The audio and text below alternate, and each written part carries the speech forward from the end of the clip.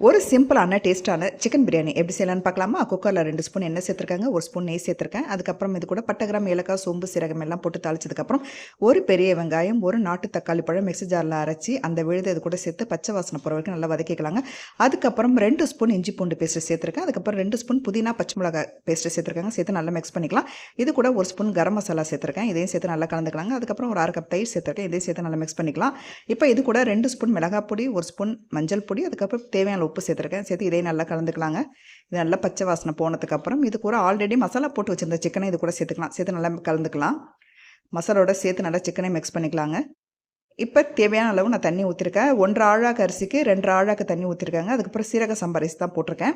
இப்போ சேர்த்து நல்லா மிக்ஸ் பண்ணிவிட்டு இப்போ குக்கரை மூடி வச்சிடலாங்க. ஒரு விசில் ஃபஸ்ட்டு ஹையில் வச்சுட்டு அதுக்கப்புறம் 10 நிமிஷம் சிம்மில் வச்சு நம்ம அடுப்பு ஆஃப் பண்ணிட்டோம். ஒரு சுவையான டேஸ்ட்டான சிக்கன் பிரியாணி ரெடி ஆகிடும். நீங்களும் ட்ரை பண்ணி பாருங்கள். இந்த வீடியோ பிடிச்சா மறக்காமல் லைக் பண்ணிவிட்டு சப்போர்ட் பண்ணுங்கள். தேங்க்யூ.